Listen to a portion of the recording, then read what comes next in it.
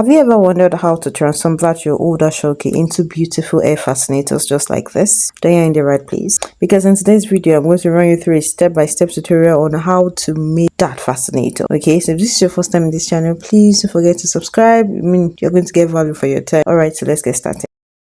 So this is the asooke I'm working with. So it's measuring 48 inches in length.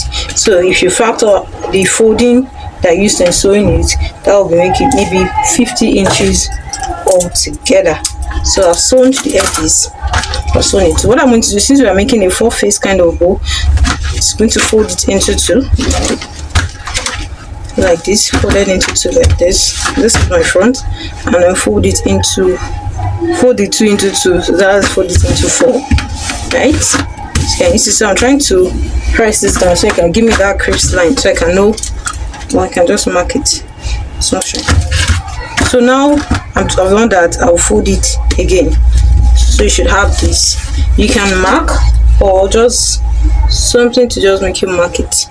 Yeah, something to just make it know where it is. So this is 6 inches. So it's time to unfold, and I already have my needle and thread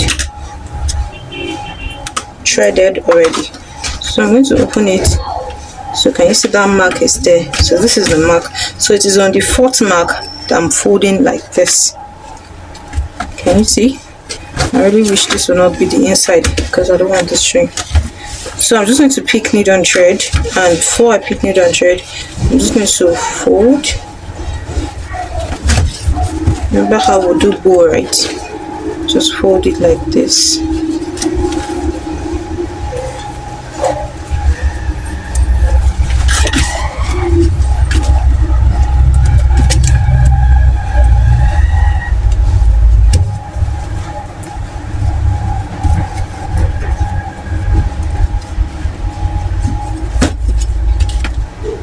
So I'll fold it, can you see? And then I'll pass my needle and thread through it.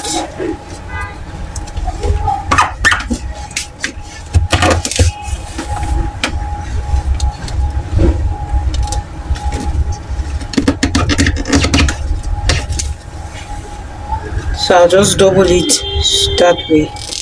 If you're watching it to this point, that means you're getting value for your time. If this is your first time in this YouTube channel, please don't forget to hit the subscribe button and also like. That way it tells me you like content like this, and also the algorithm gets to show it to other people who are interested. So please share it. Someone in your circle might just need it. Alright. So I just want to tie it with this other rope here. Now it's not like it's necessary, but it just makes me know that it is very secured. So having done that, so once you have done with that, you are going to pick here again. You remember where we mark? This is here. I'm sorry, this is around here. So but it must just be equal. So if there was, so just measure it. So if our previous bow was measuring 6, so this should also measure 6. So this is 6. So you want to have it folded like this, and then once it's folded, look at where my is now. This folding looks a bit, yeah, this must have been, yeah, this was where the mark was. So for this one at the back, I'm just going to push it like this, like we did the last bow, and then I'll make a bow out of it and then connect it with this.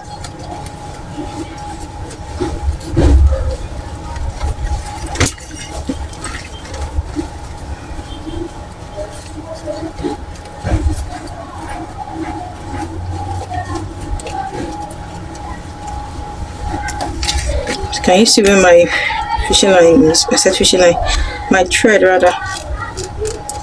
Just be careful with your hand. And I'll pass it in.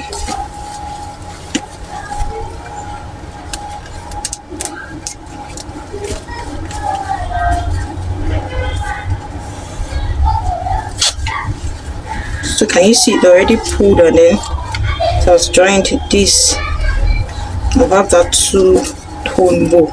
Can you see? So I'm just going to, I'll pass it in again, and then I'll tuck it down with this one at the back.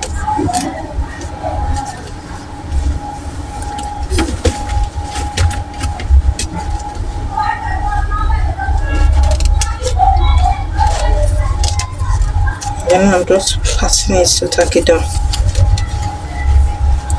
So once I tack it down,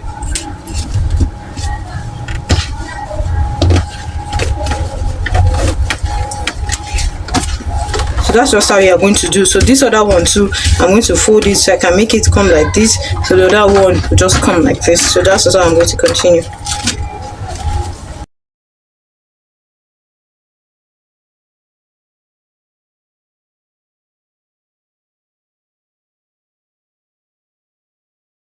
So once I'm done, you can see we have that perfect bow formed. This is this. So it's remaining just 2 more bow. So to be sure you get the middle, fold it like this. Okay, so this is the middle. So I fold it like this, and then I do the bow formation for it again. So you can see that I've done the 3rd bow. So we're left with the final bow, which is the 4th one. So I'm just going to do the same process. Now I kind of want this one to be inside, yes. So for this one, what I'll just do is I'll just run a running stitch that they call it now. I'm trying to remember the name.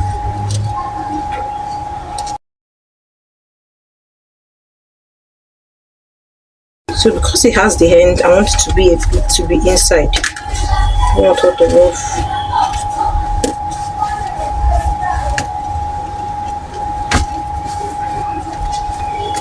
So just like we did the usual one, I'll run it back again, just to make it fair.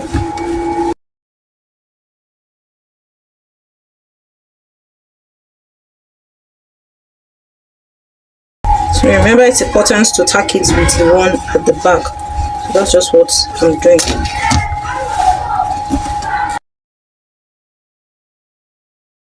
And then you just set it all nice, and then you cover it, and I'll show you how to attach it to our, what's it called now, our blanket band.